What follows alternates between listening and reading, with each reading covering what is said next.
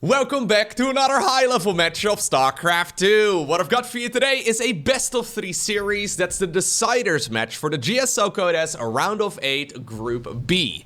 Long story short, the winner of this particular series is going to move on to the semi-finals of one of the most prestigious StarCraft 2 tournaments in the world. Now, game number 1, we find ourselves on a map called Hackett, and spawning right here in the top right-hand corner, Hackett, I don't know. Playing with the blue Protoss pieces, we're looking inside of the main base of Creator.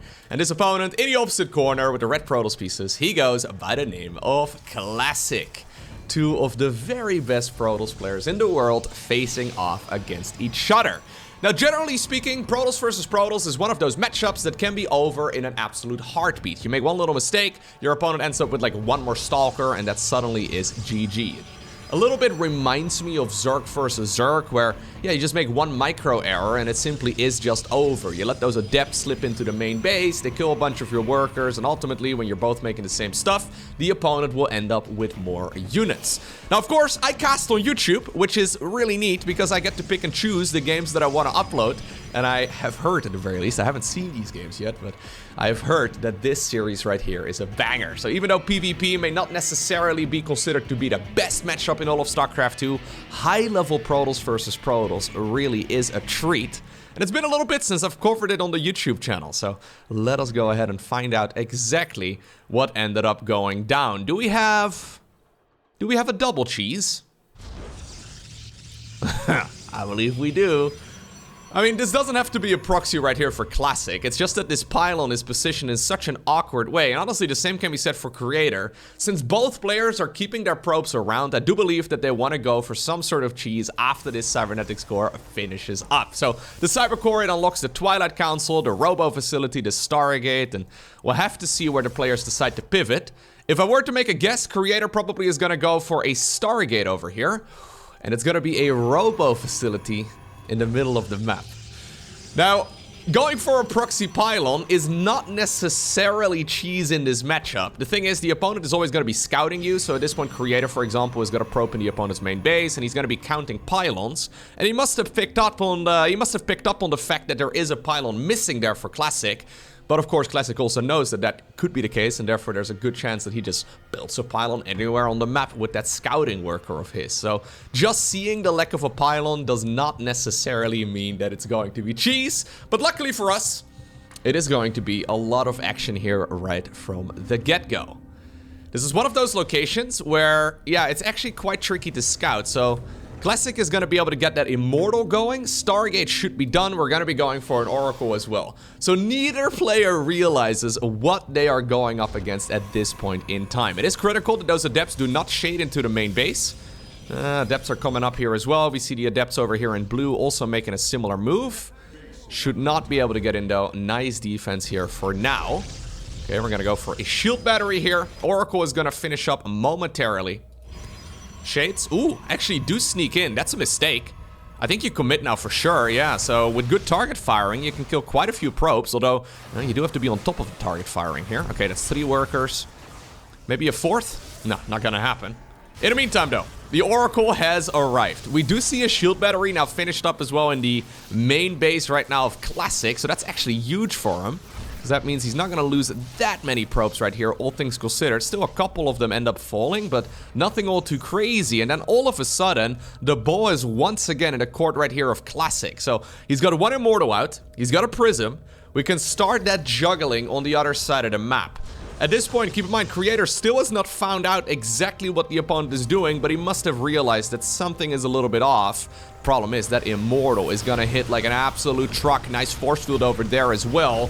There's that shield battery, but it only has a limited amount of energy available, and yeah, now it's already run out. The defensive Immortal will very soon be available right here for Creator. We're gonna pick up the units here that are in the front and are being bruised. As soon as their shields disappear, we're gonna, well, drop them behind that force field over here, and this is looking incredibly good right now for Classic. There should be more units coming up as well. There is another Immortal now moving across. Defensive Immortal, though, at this point is available. Battery Overcharge does have a pretty long cooldown. One of the problems you run into right now, though, here as Creator is that a lot of your unit-producing structures, yeah, are just not powered anymore.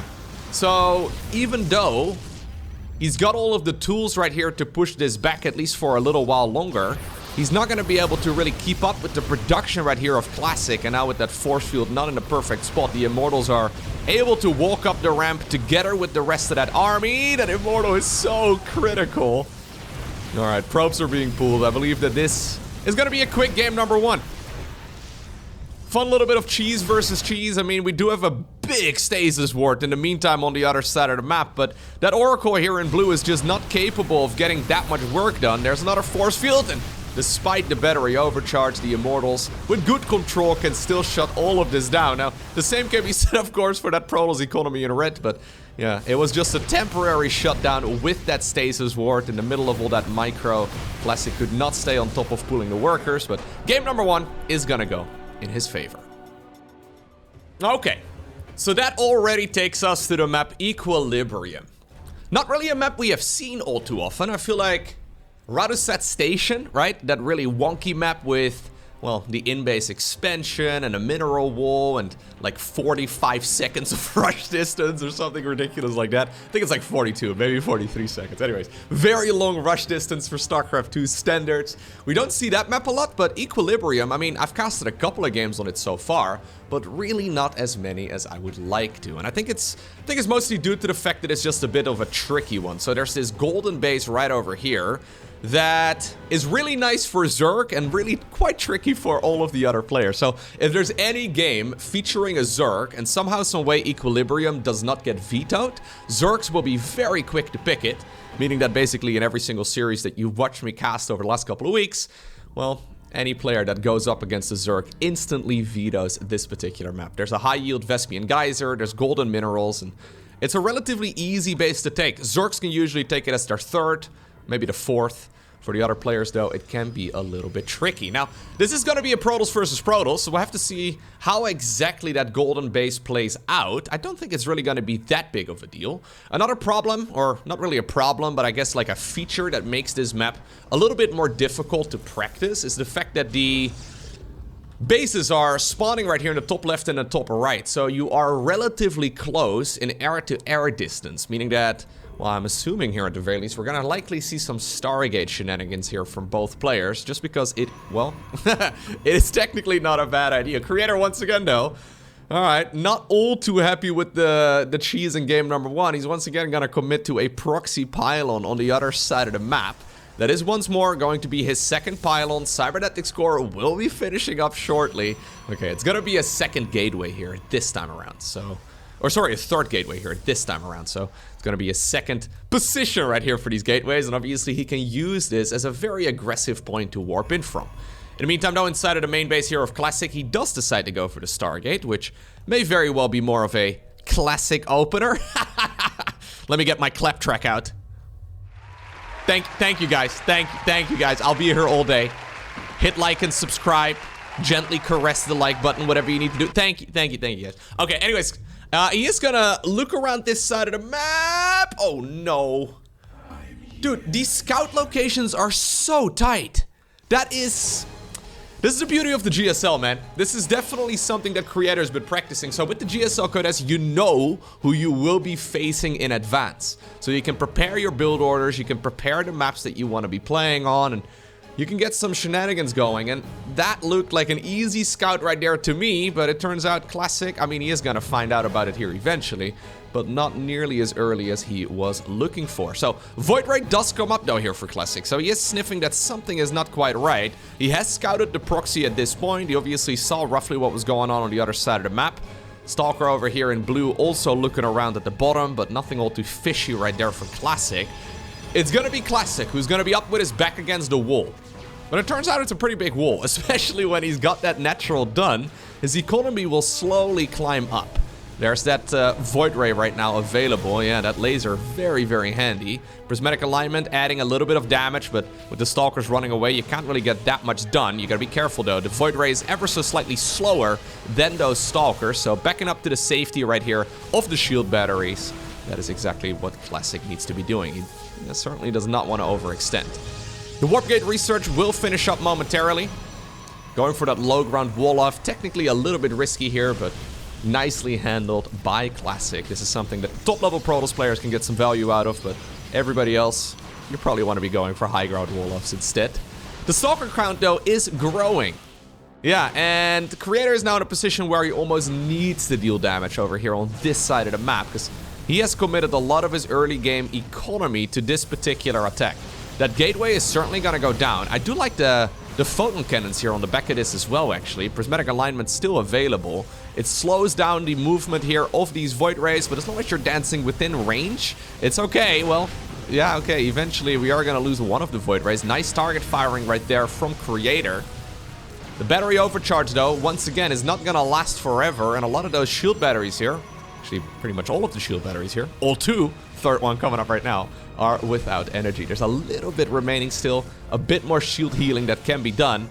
But Creator is definitely not slowing this down all too much, right? Just warping in as many units as possible. He has decided to now go for a Nexus as well at home, and he did sneak out a few of those Adepts. Just, yeah, forcing the opponent to run all of those probes around is not bad whatsoever. I think it is about time, though, to mostly give up on this aggression.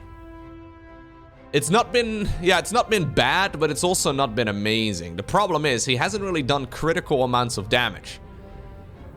And with that second expansion done right now here for, or I guess his first expansion, his second base here done, it is gonna look better and better right now for Classic, because his economy should technically outgrow that of Creator. That being said, he needs to stay on top of the probe production, right? And he doesn't really know exactly what's going on. Keep in mind that Classic has been in the dark here for quite a while. Alright. Twilight Council on the back of this here for our blue Protoss. He decides to go into the Blink upgrade, nothing all too weird.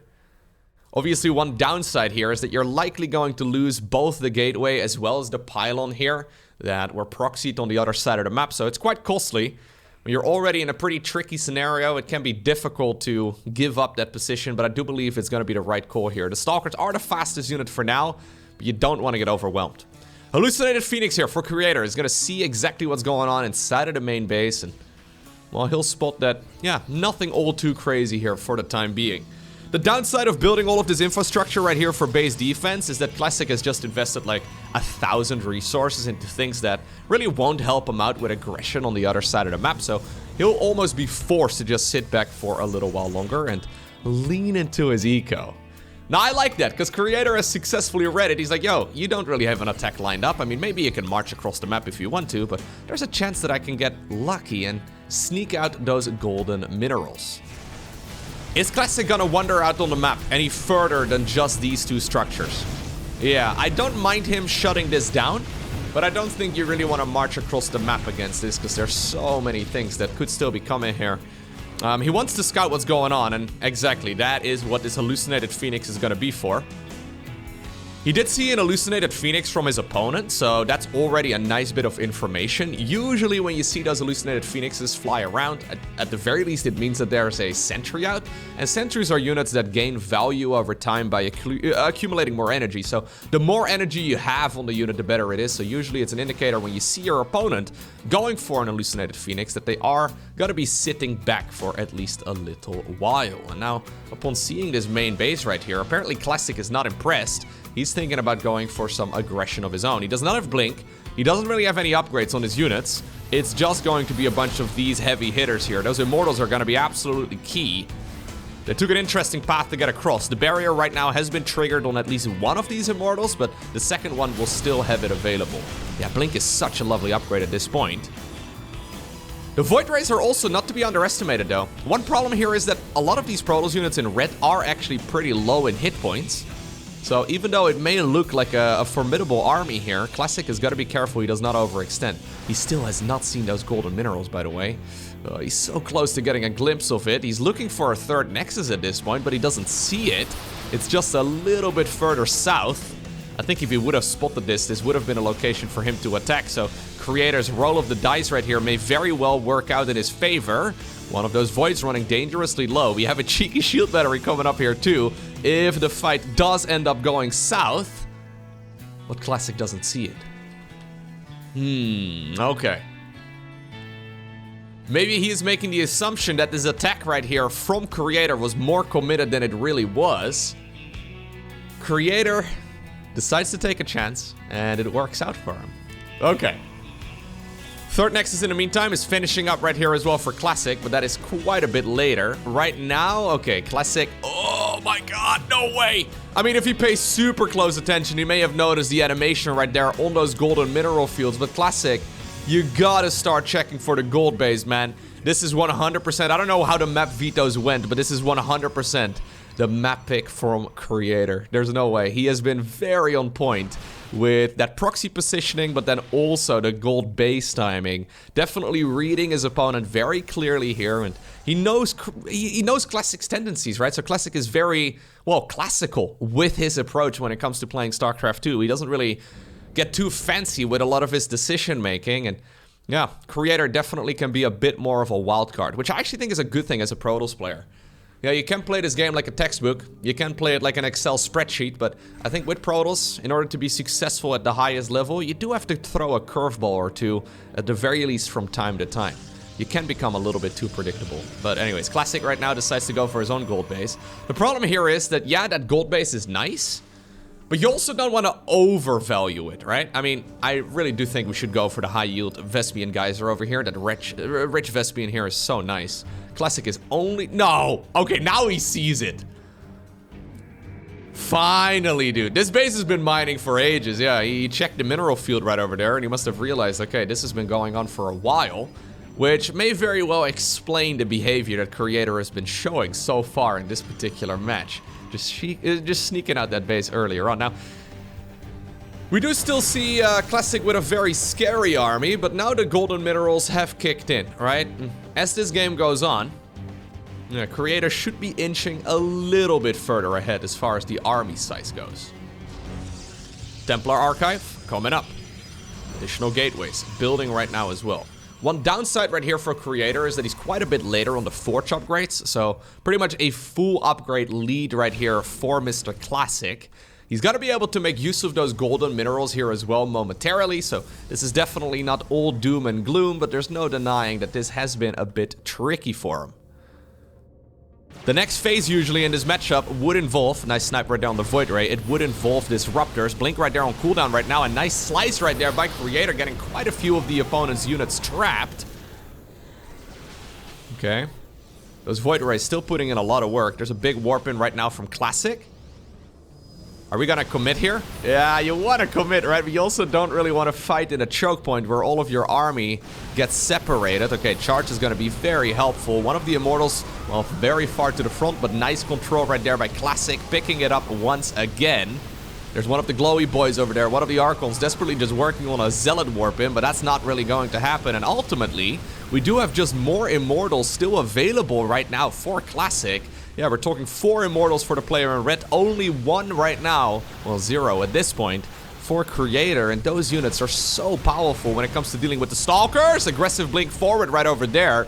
Prism is gone right now here for Classic, but the majority of the Immortals is still around, just powering at whatever. Still though, you gotta be careful, you can't really retreat with those units nearly as easily. There's the reinforcing units though, showing up right now for Classic, and I think that was a good fight for him, yeah, absolutely. So, ultimately, you can see the resources lost right now for Creator and compare it to that of Classic.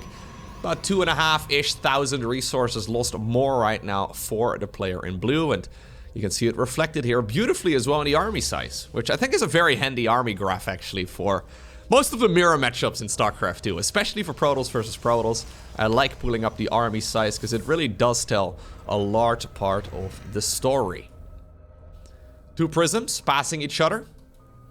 I do believe that they had vision of one another as well. That's probably why these Stalkers are heading on over in this direction. Yeah, he certainly sees it here. Looks like there's a little bit of dead space. Yeah, just nearly enough area here. A couple Stalkers in the main base as well. Can I get this? Okay. Zealots are gonna unload, but that's the end of that prism, and it'll soon be the end as well for those Zealots. So very soon we should be arriving in the era of Protoss versus Protoss, where both players decide to go bowling. Okay, Protoss versus Protoss, it's a bowling alley, especially in the later stage of the game. I mean, there's I guess maybe a little bit of room, especially with the new patch for like Tempest play or something along those lines. But Disruptors are a very powerful tool that you do have at your disposal, and it gets incredibly hectic. So there's the Robo Bait coming up. Neither player really rushing it, by the way. Just trying their very best to build up the economy slowly but surely. Creator right now sneaking out another base, and a Nexus here on the right side of the map over at like the, what is this, like the 4 o'clock-ish position on the map. Finishing up here as well for Classic. Archon upgrades, the shield upgrades, very, very handy. But here's the Robo Bay, together with a second Robo facility.